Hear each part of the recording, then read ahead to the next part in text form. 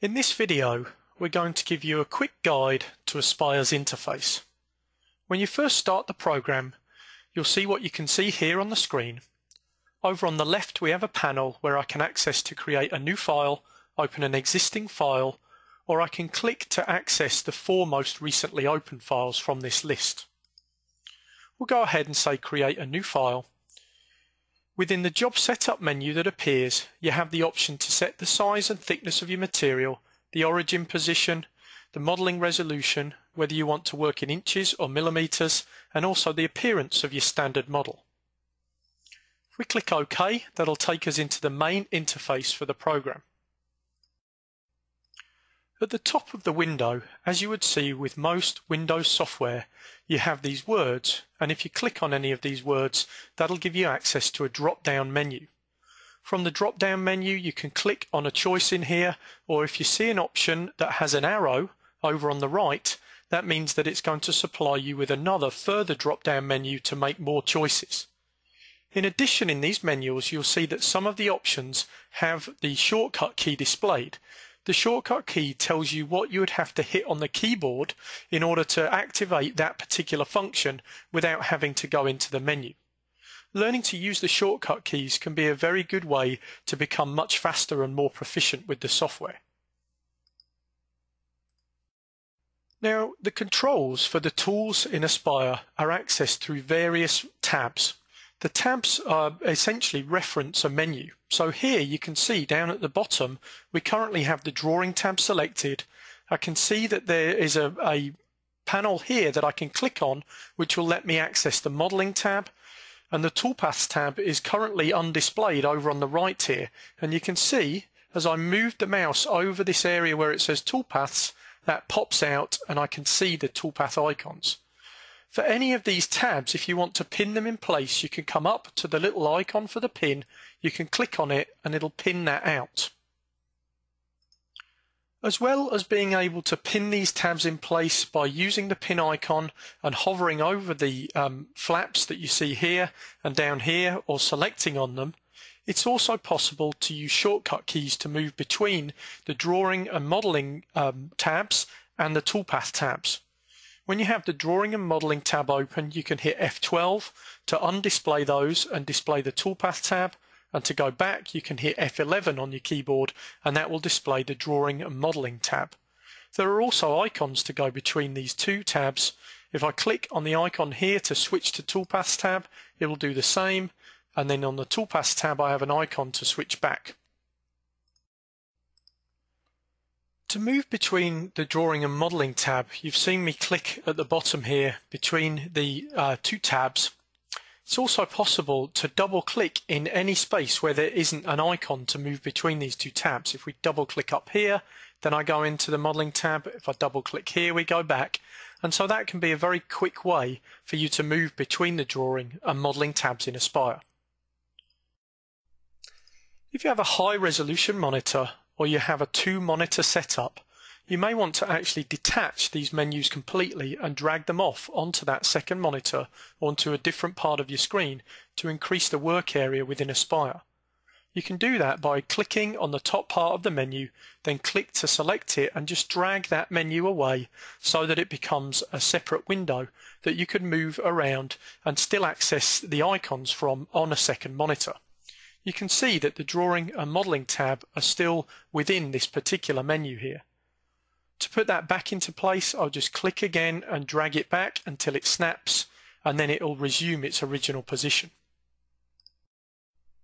It's possible to also detach the Modelling tab completely from the Drawing tab. If we click and drag that, you'll see it separates into a separate menu, and again it's possible for me to move this around, put it onto a second monitor.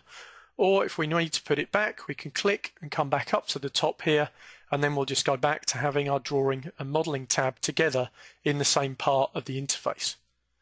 It's possible to do the same operation with the Toolpaths tabs as well. We go across here, we could just click on the top area. If we pin it in place first and just drag that into a new position, or we can drag that back into its original placement here and let go, and it will resume its position in the interface. Now on these different tabs, if we start here with the Drawing tab, we can see some of the icons that we have available for certain functions within Aspire. At the top of the Drawing tab, I have all my file operations to open files, to save files, to cut, copy and paste and import certain types of data. Then we have our view control icons. Then we come down to the ability to create vectors using some standard tools, polylines, things like the text tool, and also some editing for the text in there as well. Then we come down to the area where I have the ability to edit those vector objects. Then we have an area where we can align those objects. And finally, we have the layer control. All of these things will be dealt with in much more detail throughout the rest of the tutorials. On the Modeling tab, we can see at the top here, I have the component tree. I'm able to extend and reduce the size of that tree depending how many components I have in it by clicking on this divider and just dragging it up and down with the mouse. Then we have the modeling tools for both creating and making edits to our three-dimensional components. And below that, we have editing tools in order to move and align and manipulate those components, as well as more icons to control the view. If we go over now to the Toolpaths tab, so let's click on F12, we can see that here we have at the top the area where when we start to create toolpaths, we'll see them listed. Again, I can stretch this much as I can do with the component list. And then below that, we have all the different icons that pertain to the different toolpath operations. And again, all these functions will be dealt with in much more detail in future tutorials. Now we've looked at the various menus and tools that are available and their positions in the interface. So just go back to the Drawing and Modeling tab, hit F11 on the keyboard, and we'll spend a moment to consider our main work area, which is in the middle of the part here. This is where we're going to see all our 2D data in the 2D view. The 2D view is currently selected, and we can see that up the top here. It'll have the name of the file on this tab, and next to it is a tab called 3D view. If we click on that, it takes us into the part of the interface that's going to display our 3D model and the toolpaths that we create within the software. Now you saw there how we can go from 2D to 3D and have them come up and dominate the screen. It's also sometimes very useful for me to be able to see both the 2D and the 3D. To do that, I have some icons here where I can tile the windows vertically and horizontally. So if we click on this one here, I tile so that I get the 2D on the left, the 3D on the right. If we click on this one here, then I'm going to get it at the top and the bottom. And there are shortcut keys to access those too. Page up will tile the windows vertically, and page down on the keyboard will tile them horizontally. That can also be accessed through the View drop-down menu at the top here, we can see there. More specific information about working with the 2D and the 3D views will be covered in some of the other overview tutorials. We want to conclude this overview by highlighting some of the additional places where you can get online help and support. So hopefully you've discovered already that there are extensive video tutorials and getting started guides available on your install DVD. These take you through the concepts, ideas and processes that underpin modelling and machining in Aspire. But there are also additional help options that you can get from within Aspire itself to take you through the detail of each form and option available. Your starting point is the Help menu item on the top main menu here, and the first item in that list is Help Contents. If I click that, it opens up your online reference manual, and this is literally a 300-page PDF document that details every feature and every option in Aspire. Obviously, to navigate that, you're going to need some help, and so our starting point here is the navigation homepage. And what that is an overview of the whole interface laid out for you so that you can see all the major groups of tools and options that are available on your interface. And if you need to know about any of these tools, you start by clicking on the area of the interface where the tool is. So for example, if I choose the modeling tools tool set here, I click on that, it takes me to the chapter all about modeling tools. Each of the chapters is also headed by an image that details each of the tools that are covered in this chapter. And these are hot linked too, so I can roll over any of the tools on the modelling tool section. So for example, the Create Shape tool here, click on it and I'll be taken to the Create Shape entry in the manual. As you can see, this details absolutely every item on the Create Shape form, so you can look up each of the elements that you're interested in and get your help about what they're for and how they work. To get back to your navigation homepage, you'll find a green highlighted link at the foot of every page in the manual. Simply click on that and it'll take you back to the interface homepage.